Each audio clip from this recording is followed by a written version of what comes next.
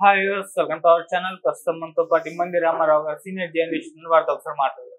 Sir నమస్కారం. Sir నమస్తే. Sir, Vijayasai Reddy గారి పైన ఇన్ని ఆరోపణలు వస్తున్నాయి, మీడియాలో ఆయన ఎంతో ట్రోల్ అంటే కవర్ అవ్వడం మనం చూస్తున్నాం. సార్, ఈ నేపథ్యంలో జగన్మోహన్ రెడ్డి గారు అసలు విజయసాయి రెడ్డి గారి గురించి, ఆయన మీద వస్తున్న ఆరోపణల గురించి ఒక్క మాట కూడా మాట్లాడడం లేదు. అసలు ఎందుకు మాట్లాడలేదు? వీళ్ళిద్దరి మధ్య గొడవలు అయిపోయా? జగన్మోహన్ రెడ్డి గారే విజయసాయి రెడ్డి గారిని దూరం పెట్టేశారా? వీళ్ళిద్దరి మధ్య విభేదాలు వచ్చాయా అని చెప్పేసి చర్చించుకుంటున్నారు. సార్, మరి విజయసాయి రెడ్డి గారి గురించి, ఆయన మీద వస్తున్న ఆరోపణల గురించి జగన్మోహన్ రెడ్డి గారు ఎందుకు స్పందించడం లేదు? మీ ఒపీనియన్ ఏంటి సార్ దీనిపైన?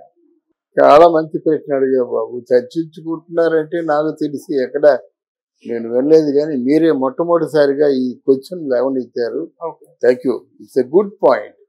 ఎందుకంటే ఇన్నాళ్ళ బట్టి విజయసాయి రెడ్డి కింద మీద పడుతూ ఛానల్స్ వాళ్ళ హెడ్లతో గొడవ పడుతూ తిట్టుకుంటూ ఆయన్ని విజయసాయి రెడ్డిని కూడా తిడుతూ, ఇంత అంటే ఒక స్నేహితుడైతేనే మనకు ఎంతో బాధగా ఉంటుంది కదా.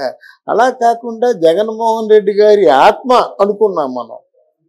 అంటే ఆయన ఎవరు, రాజశేఖర రెడ్డి గారికి కేవీపీ రామచంద్రరావు గారు ఎలాగైతే కేవీపీ ఎలాగైతే ఆత్మ అనుకునేవారో, ఈయన కూడా విజయసాయి రెడ్డి కూడా జగన్మోహన్ రెడ్డికి ఆత్మ అనుకున్నారు.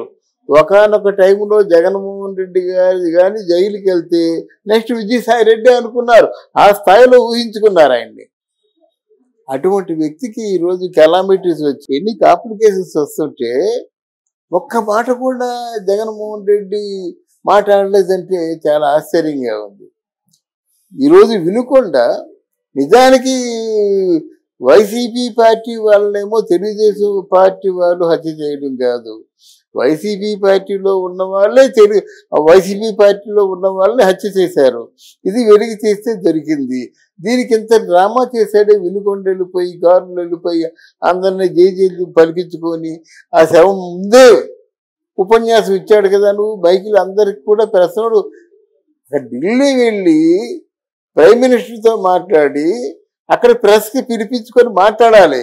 అక్కడ ఈయన కోసం ప్రెస్ అంతా ఎదురు చూస్తే అక్కడేమి మాట్లాడకుండా ఒక చావుకి వెళ్ళి చూసి వచ్చి ఈ జర్నలిస్టుని పిలుచుకొని తనకు తోచిందల్లా మాట్లాడతాడా? ఆ మాట్లాడడం కూడా ఎలా మాట్లాడుతున్నాడు? అర్ధరహితంగా, అసలు చాలా అంటే మతి భ్రమించి మాట్లాడిన వాళ్ళగా మాట్లాడుతున్నాడు. గనక ఒక చావుకి వెళ్ళి ఇన్ని మాటలు మాట్లాడేవాడు ఇక్కడ అసలు విజయసాయి రెడ్డి గారిని పరీక్ష చేస్తే మొత్తం వైసీపీ పరువంతా పోద్ది. ఆయనే కదా నువ్వు నమ్మావు. నువ్వు నమ్మింది ఇద్దరే, విజయసాయి రెడ్డి ఉత్తరాంధ్ర ఇన్ఛార్జ్ అన్నావు. ఆ స్థలాలు పొలాలు అన్నీ దోచుకున్నారు, ఆ కబ్జాలు చేశారు, అవన్నీ ముందు వస్తాయి.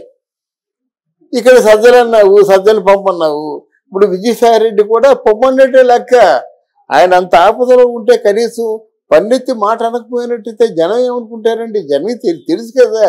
అరే ఏంటి జగన్మోహన్ రెడ్డి అంత నమ్ముకున్న వ్యక్తి, దానికి ఉంటుంది కదా విజయసాయి రెడ్డి కూడా.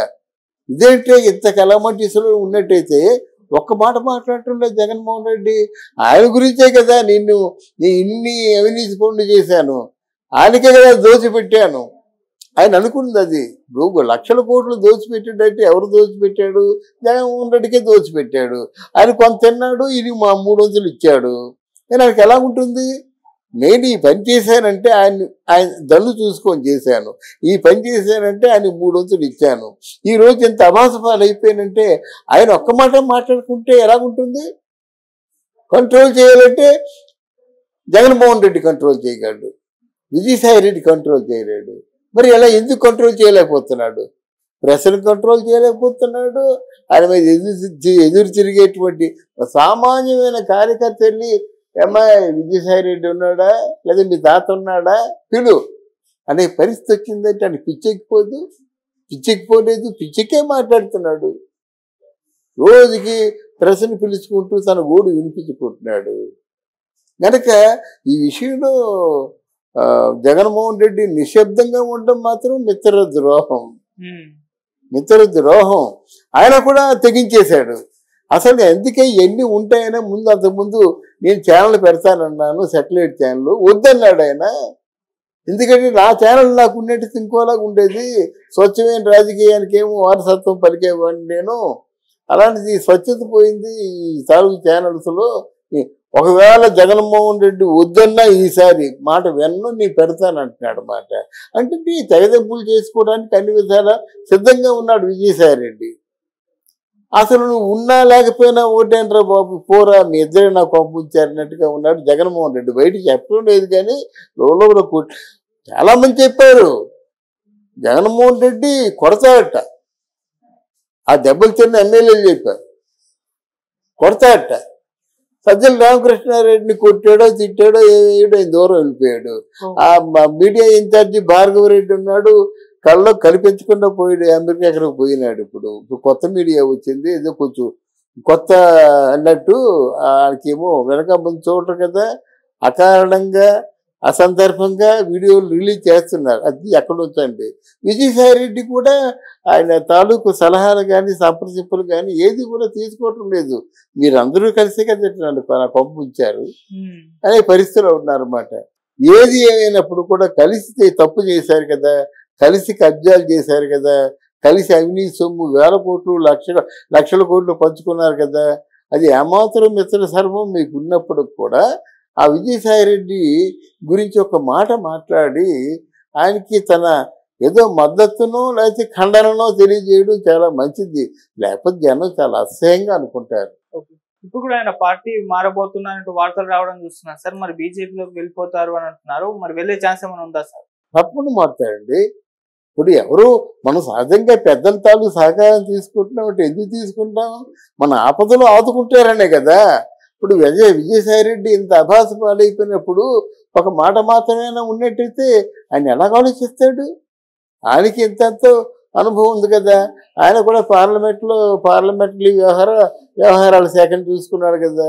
నిజాన్ని చెప్పాలంటే వైఎస్ జగన్మోహన్ రెడ్డి కంటే మంచి పట్టు విజయసాయి రెడ్డికే ఉంది రాజకీయాల్లో. ఎందుకు? ఆ పార్లమెంటరీ వ్యవహారాలు చూసే వ్యక్తి కనుక.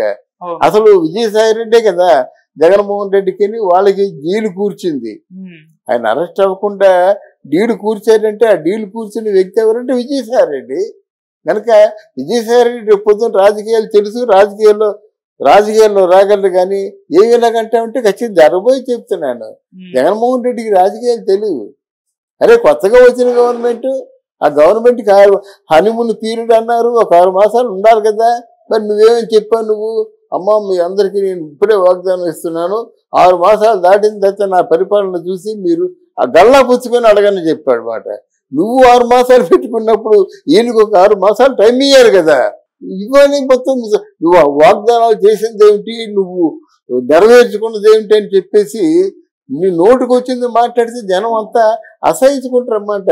ఇవే రాజకీయ నాయకుడు అనుకుంటారు అన్నమాట. సో డెఫినెట్గా జగన్మోహన్ రెడ్డి విజయసాయి రెడ్డి మాత్రం విడిపోవడం ఖాయం. విజయసాయి రెడ్డి జైలుకి వెళ్తాడు, ఎవరిలో పట్టుకుంటాడు, బెయిల్ తెప్పించుకుంటాడు, మళ్ళీ వస్తాడు. కానీ జగన్మోహన్ రెడ్డి తాలూకు జైలు వ్యవహారం కాదు, మళ్ళీ ముందుకు వెళ్ళడమే కానీ కవితలా మళ్ళీ వెనక్కి రావడం ఉండదని మనం ఘంటాపదంగా చెప్పుకుంటాం.